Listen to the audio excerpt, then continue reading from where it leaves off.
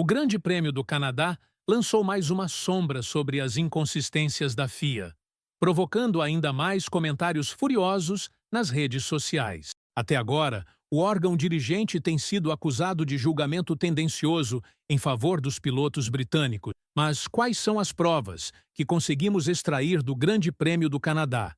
E mais importante, qual é o quadro ensurdecedoramente realista para os pilotos que não possuem um passaporte britânico? Parece que não conseguimos ter um fim de semana limpo sem que as inconsistências da FIA sejam o principal ponto de discussão. Durante todo o Grande Prêmio do Canadá, vimos toneladas de inconsistências de um lado para o outro em relação a diferentes incidentes. Os espectadores ficaram chocados sobre qual é mais desconcertante, mas deixaremos isso para vocês decidirem, pois vamos cobrir todos eles neste vídeo. Primeiro e principalmente, um dos tópicos mais controversos durante o ano passado e que se converteu para este foi os incidentes de palavrões, um que trouxe a Verstappen um serviço comunitário no ano passado. Mesmo que os pilotos estivessem extremamente irritados com esta decisão da FIA, Russell e Wolff ficaram firmemente por trás disso, dizendo que os pilotos devem servir como modelos e, portanto, cuidar da linguagem que estão usando. Bem, vamos olhar para este trecho de Russell da conferência pós-corrida no Canadá e tirar nossa própria conclusão. Saying that you would if you won. Então, usar um palavrão enquanto tem um sorriso completo no rosto é definitivamente suficiente para ser um modelo para as crianças lá fora, certo? E eu nem culpo Russell. Eles são homens adultos que estão competindo em um esporte de alto risco, onde cada erro é pago caro.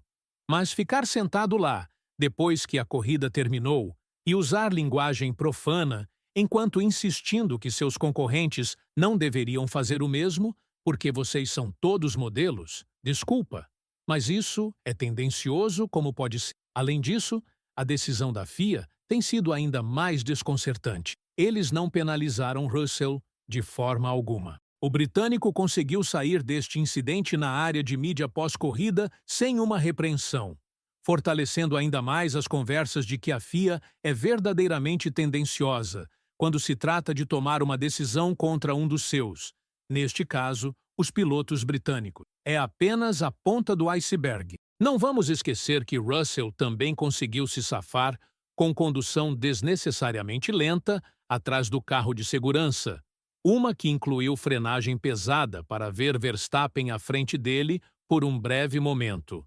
Graças a esta manobra, Russell esperava que pudesse conseguir uma penalidade de seu concorrente, mas sua elaboração profunda sobre por que ele fez o que fez convenceu a FIA de que não há nada com que se preocupar. Apesar dos comissários aceitarem que houve um movimento de frenagem por Russell, que foi bastante desnecessário naquele ponto, eles decidiram que não colocou ninguém em perigo e não foi condução errática como a Red Bull acreditava. Abordando isso em maior extensão, a FIA escreveu: aceitamos a explicação do piloto do carro 63 sobre o incidente e estamos satisfeitos que o piloto do carro 63 não dirigiu erraticamente ao frear onde ele fez ou na extensão que ele fez. Não estamos satisfeitos que, ao simplesmente relatar à sua equipe que o carro 1 o havia ultrapassado, ele se envolveu em conduta antidesportiva. Mesmo que o protesto não tenha alegado isso, também estamos satisfeitos que, ao frear onde e quando ele fez, e na extensão que ele fez, o piloto do carro 63 não se envolveu em conduta antidesportiva. De acordo com Lambiase, George tentou fazer a coisa certa no início, acelerar o carro de segurança, precisamente o que Max estava tentando fazer também. Mas, por outro lado, o holandês ficou muito confuso sobre por que seu rival de repente frearia. Um comportamento que foi explicado como uma tentativa flagrante por Lambiase, engenheiro de corrida do Max. Elaborando mais sobre este incidente, Verstappen disse: acho que ambos estávamos tentando dizer ao carro de segurança para acelerar, porque estava indo apenas 120 km por hora. Mas acho que talvez estivesse fazendo isso para dar um pouco mais de tempo para talvez conseguir uma volta de corrida. Então George estava tentando acelerar até o carro de segurança e eu estava tentando fazer o mesmo. uma vez que ele tentou acelerar até o carro de segurança, mas ele recuou, e isso causou um pouco de confusão. Não vamos esquecer o que aconteceu em Singapura em 2022 com Pérez, que estava liderando o pelotão atrás do carro de segurança. O piloto mexicano não conseguiu manter a distância necessária de 10 carros e foi penalizado com 5 segundos adicionados ao seu nome. Obviamente, a Red Bull acreditava que esta mesma natureza poderia ser aplicada aqui, daí seu protesto contra Russell, já que sua condução errática apenas aumentou as chances de receber uma penalidade. Mas isso realmente não chamou a atenção dos comissários que estavam interessados em dar penalidades de 5 segundos a pilotos aposentados. Esta foi a segunda ofensa que o mundo da Fórmula 1 não consegue entender. Norris foi classificado como um piloto que está 4 voltas atrás do líder da corrida após sua aposentadoria. E, portanto, a FIA lhe deu uma penalidade de 5 segundos pelo acidente que ele causou. Sim, ele estava no lado receptor das coisas. Felizmente, Piastri conseguiu evitar algo maior. Mas isso não significa que a FIA deveria dobrar suas regras só porque estamos falando de companheiros de equipe aqui. A crença geral é que se Norris fosse receber uma penalidade, deveria afetar as próximas corridas, como pontos de penalidade em sua superlicença ou, potencialmente, até mesmo uma queda no grid para a Áustria. Mas não. A FIA acredita que se você der a um piloto aposentado uma penalidade de 5 segundos, você basicamente fez seu trabalho. Deixe-me mostrar algo que poderia te agravar um pouco, mas é a realidade deste esporte. Norris é o único piloto no grid a não ter pontos de penalidade na superlicença. Não sei como a FIA vai escapar dos rumores tendenciosos, mas deste ponto de vista, parece que eles estão impondo tudo a si mesmo. Deixe-me mostrar mais uma tabela que você acharia difícil demais de acreditar. Os 10 pilotos mais penalizados em termos de pontos de penalidade em sua superlicença de 2014 em diante é composto por pilotos que estão fora do Reino Unido. Não acho que você poderia culpar Verstappen por seus comentários de que ele não tem o passaporte certo para este esporte.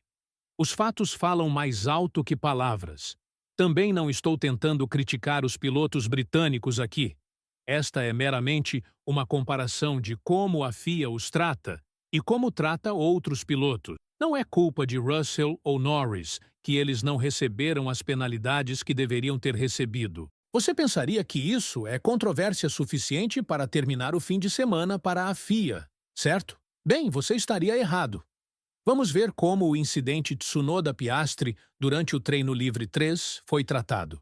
Piastri tocou a parede e acabou com um furo traseiro nos estágios finais da sessão de treino. Subsequentemente, ele dirigiu um carro inseguro na pista, pelo qual Pérez foi penalizado com uma penalidade de 3 posições no grid para a próxima corrida em Barcelona no ano passado. Claro, os incidentes foram diferentes e o carro de Pérez estava visivelmente mais destruído, mas isso é sobre respeitar as regras. Yuki Tsunoda passou Piastri na reta principal, principalmente porque o australiano estava fora da linha de corrida e estava mancando até a linha de pits.